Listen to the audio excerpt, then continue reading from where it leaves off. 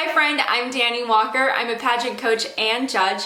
On today's episode, I'm sharing 5 huge fashion mistakes that pageant contestants make. If you want to hear more tips, don't forget to subscribe and hit that notifications bell. And for even more content like this, follow me on social media at Dani Walker. I would love to connect with you there and also hear all about your pageant journey. First mistake, stop wearing tippy tops with everything. Stop trying to make tippy tops happen. They are never going to happen. Oh my goodness, I see contestants wearing tippy tops for swim and gown and rehearsals, introductions, interviews, runway, fun fashion, everything, literally everything. And it's not the best look. Think about this. How many celebrities do you see on the red carpet styled in tippy tops? Not very many, right? I couldn't even name 5 for you. I couldn't even name 1, frankly. And there's a reason for it. They are not the best look for every single outfit. Also, the reason that we started wearing them in pageants is because Chinese Laundry, the creator of tippy tops, which are now called the teaser heels, they sponsored Miss USA, and those were the official swimsuit shoes. So every contestant started going, oh my gosh, I want to be on board with the sponsors. I'm going to go out and buy these tippy top heels. We started seeing contestants in USA wear them, and then it trickled all the way down to our youth pageant systems. And ladies, y'all need to stop wearing them with everything. The only time I really think that they're appropriate is if you walk really well in them and if you like them for your swimsuit shoe. Personally, I don't think that they are the easiest to walk in for a swimsuit to accomplish some really fabulous and fierce turns. Not my favorite. Other times you can wear them is with a gown when you're trying to get a little bit of height, but that being said, if your shoe is exposed, once again, might not be the best shoe for you. It should still complement the style of your gown, but 9 times out of 10, that shoe shouldn't show at all anyway. So we're wearing them, but they're gonna be covered and nobody's really gonna be seeing them. So those are the exceptions for those heels. If you agree with me and think that not everybody should wear tippy tops for every single area of competition, then comment heels in the comment section. Second huge fashion mistake is along the lines of custom clothing. Now, if you are going to a pageant gown designer who turns out beautiful couture pieces, that's different. That's not what I'm talking about. What I'm talking about are cheap knockoff styles, or when a contestant takes, let's say, a sequence romper and then they add embellishments like a cape or an overskirt to that. It is so important, ladies, that when you take these low-cost pieces that you're going to make sure that they still look expensive. Let me give you an example. When I selected my gown for Miss Montana USA, technically I didn't choose it. Actually, it was just designed for me. But with that style, I know I wanted a little bit more, so I wanted to add a cape. Now, since that dress was sponsored, obviously I had a little bit more funds to play with for that gown budget. So I went and I searched and I found a garment store that was able to provide me with real silk chiffon.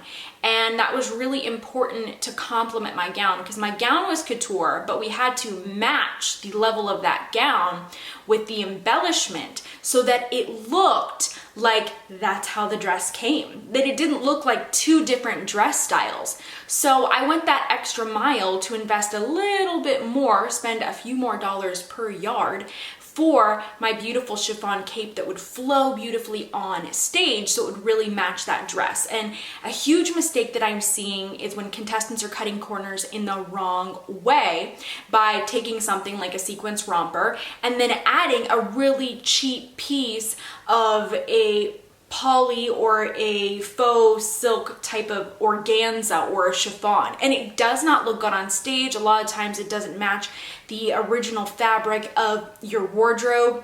Other times when people are getting custom pieces made, I'm seeing that the seam quality is so poor. There's a lot of puckering on the seams, which sort of looks like it's ruffled, Or contestants are getting these custom pieces and not getting them perfectly altered to their body. Sometimes when you get one, you still need more alterations.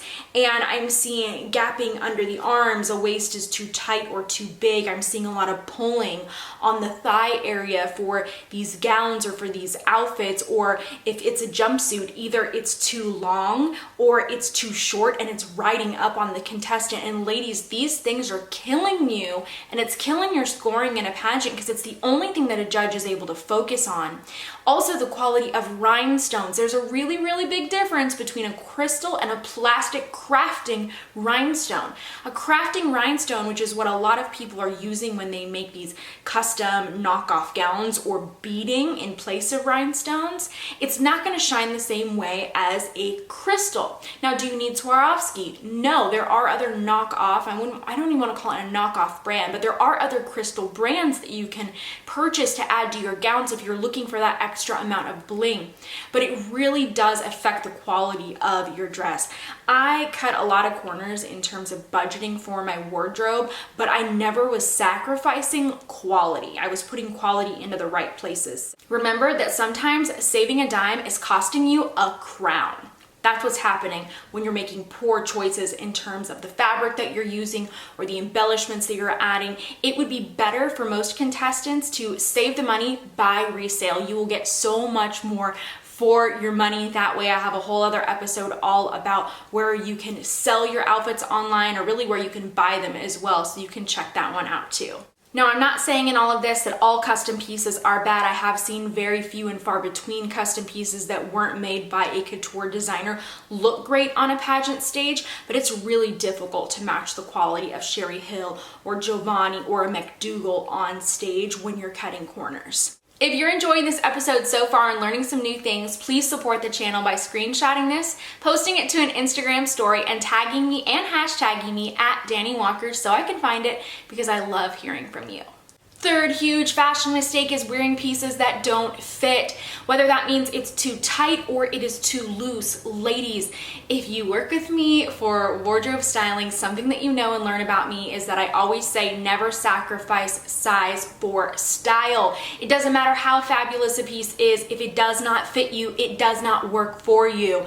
So I actually have another resource for you, and it is my dress guide. It's a checklist that I use to find evening gowns for my clients, and if you want that, just click the description below. There's also another episode that I have, and it's all about finding your best dress and how you can go about doing so check that one out too.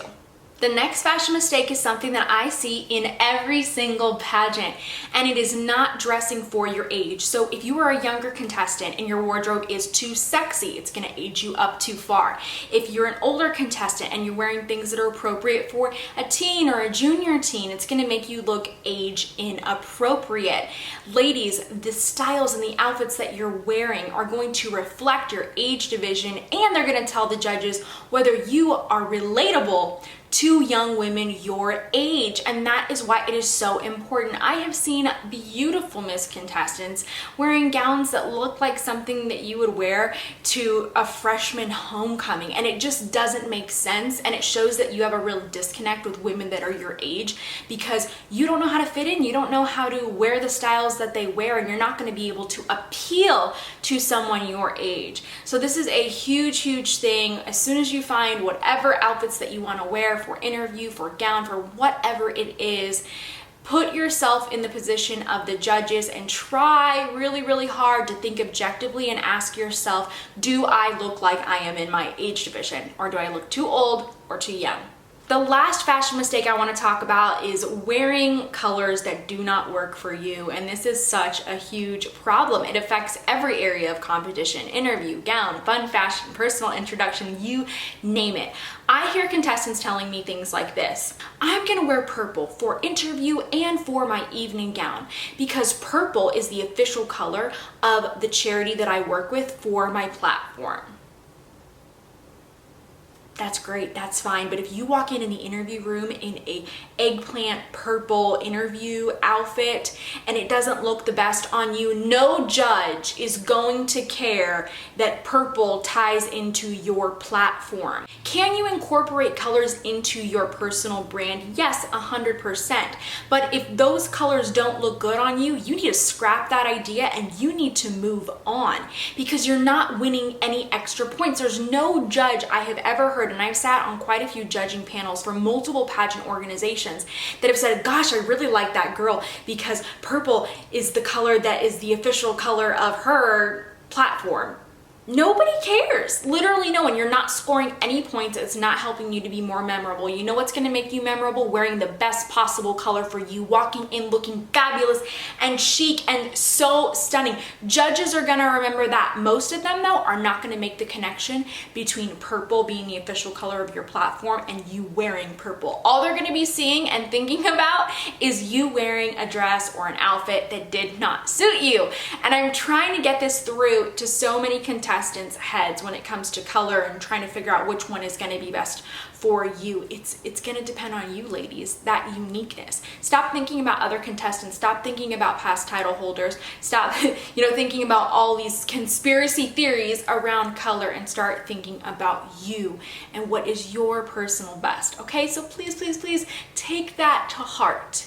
I really hope that the things I talked about today have sunk in for you, have cleared some things up, and also given you ideas for how you can prep for your next competition. Don't forget that if you want to see more content like this, you have to subscribe and hit that notifications bell so you know when new episodes come out. Also, don't forget, follow me on social media at Dani Walker. Until next time, friends, don't forget to love one another, and I wish you the best for your next competition.